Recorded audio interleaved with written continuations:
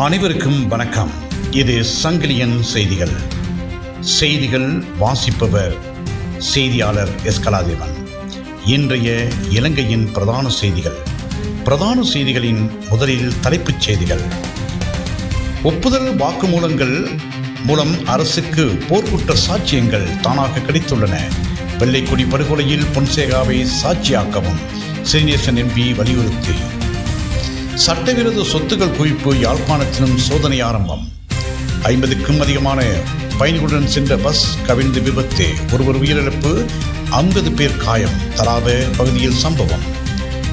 டில்லியில் ரயில் நிலையத்துக்கு வெளியில் குண்டுவெடிப்பு.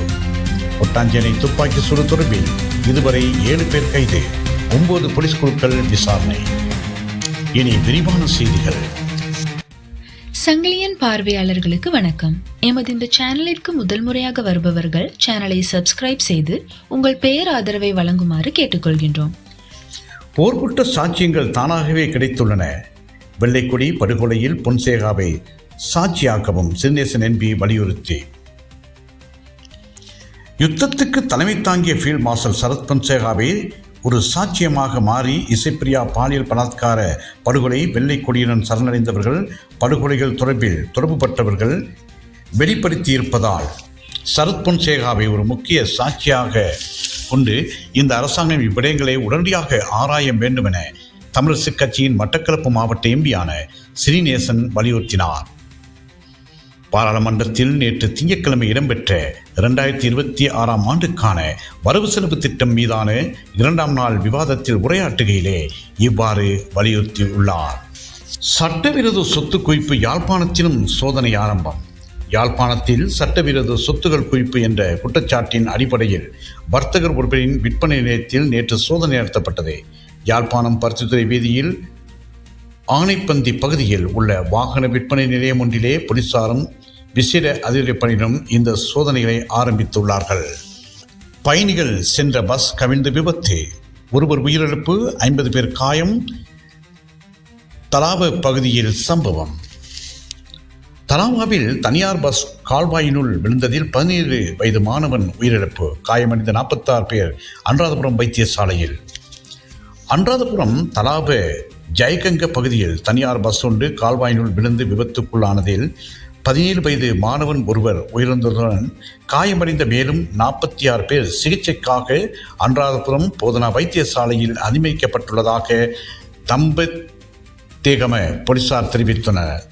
தம்புத்தேகம போலீஸ் பிரிவின் ஜெயகங்கை பகுதியில் நேற்று பகல் 12:30 மணி அளவில் இச்சம்பவம் இடம்பெற்றுள்ளது. தலாவ பகுதியிலிருந்து ஜெயகங்கை ஊடாக நொச்சியகாமம் நவஹங்குரன் கெத்த கிராமத்துக்கு சென்று கொண்டிருந்த பஸ் ஒன்று பின்னால் வந்து கொண்டிருந்த மோட்டார் சைக்கிள் முந்தி செல்வதற்காக இடம் கொடுப்பதற்கு முயற்சித்த போது கால்வாயினுள் விழுந்து விபத்துக்குள்ளானமை ஆரம்ப கட்ட விசாரணையில் இருந்து தெரிய வந்துள்ளது. இவர்களில் 3 பேர் பலத்த காயமடைந்துள்ளனர். மேலும் காயமடைந்தவர்களில் 16 ஆண்களும் 31 பெண்களும் அடங்குவதாக அனுராதபுரம் போதனா வைத்தியசாலை வட்டார தகவல்கள் மூலம் தெரிய வந்துள்ளது. சம்பவம் தொடர்பான மேலதிக விசாரணைகளை தம்புத்தேகம போலீஸ் நிலைய போக்குவரத்து பிரிவு பொறுப்பதிகாரி உப போலீஸ் பரிசோதகர் திலகரத்ன தலைமையிலான போலீஸ் குழுவினர் மேற்கொண்டு வருகின்றனர். டில்லியில் ரயில் நிலையத்துக்கு வெளியில் குண்டுவெடிப்பு. டில்லி செங்கோட்டை அருகே கார் ஒன்றில் வெடிப்புச் சம்பவம் ஏற்பட்டது. மெட்ரோ நிலையத்தின் 1ஆம் என்கேட் அருகே காரில் வெடிப்பு ஏற்பட்டதாக டெல்லி தீயணைப்புத்துறை பிபிசியிடம் தெரிவித்தது. வெடிப்பு ஏற்பட்டதை தொடர்ந்து 6 வாகனங்கள் தீப்பிடித்து எரிந்தன. சம்பவ இடத்துக்கு அருகே இருந்தவர்கள் என்ன நடந்தது என்பதை விவரித்தனர். இந்தியாவின் டெல்லியில் நடந்த வெடிப்பு சம்பவத்தில் வெடிப்புக்குள்ளான காரின் உரிமையாளர் கைது செய்யப்பட்டுள்ளார். மேலும் குறித்த காரினை பதிவு செய்வதற்கு போலியான அடையாள அட்டை பயன்படுத்தியுள்ளதாக இந்திய போலீசார் விசாரணையில் கண்டறிந்துள்ளனர். நேற்றைய தினம் டெல்லி செங்கோட்டையில் மெட்ரோ தொடர்ந்து நிலையத்தின் நுழைவாயில் அருகே காரில் 6:50 மணி அளவில் வெடிப்புச் சம்பவம் ஏற்பட்டுள்ளது. கொட்டாஞ்சேனை துப்பாக்கிச் சூடு தொடர்பில் இதுவரை 7 பேர் கைது, 9 போலீஸ் குழுக்கள் விசாரணை. கொழும்பு கொட்டாஞ்சேனை துப்பாக்கிச் சூட்டு சம்பவத்துடன் தொடர்புடைய பெண்ணொருவர் உள்ளிட்ட 7 சந்தேக நபர்கள் கொழும்பு மற்றும் யாழ்ப்பாணம் ஆகிய பகுதிகளில் கைது செய்யப்பட்டுள்ளதுடன் 6 போலீஸ் குழுக்கள் ஊடாக விசாரணை இடம்பெற்று வருவதாக போலீசார் தெரிவித்தனர். கருப்பு நிற காரில் வருகை தந்த குழுவினர் கொழும்பு கொட்டாஞ்சேனை 16வது ஒழுங்கையில் பகுதியில் கடந்த 7ஆம் தேதி இரவு 8:30 மணி அளவில் துப்பாக்கிச் சூட்டினை மேற்கொண்டு தப்பிச் சென்றுள்ளனர். கருப்பு நிற காரில் பயணித்த அடையாளம் தெரியாத குழுவினரால் ஒருவர் காரிலிருந்து இறங்கி வீதியில் பயணித்தவர் ஒருவரை பின்தொடர்ந்து சென்று இவ்வாறு துப்பாக்கி சூடு நடத்தியுள்ளார். துப்பாக்கிச் சூட்டுக்கு இலக்கான நபர் கொழும்பு தேசிய வைத்தியசாலையில் அனுமதிக்கப்பட்டதன் பின் உயிரிழந்துள்ளார். இலங்கையின் துணை உயர்ஸ்தானிகர் கேதீஸ்வரன் தமிழக ஆளுநர் சந்திப்பு. தென்னிந்தியாவுக்கான இலங்கையின் புதிய துணை உயர்ஸ்தானிகர் டாக்டர் கணேசநாதன் கேதீஸ்வரன் ராஜ்பவனில் தமிழக ஆளுநர் RN ரவியை மரியாதை நிமித்தமாக சந்தித்தார். இந்த சந்திப்பு ஒரு நல்ல சூழ்நிலையில் நடைபெற்றது.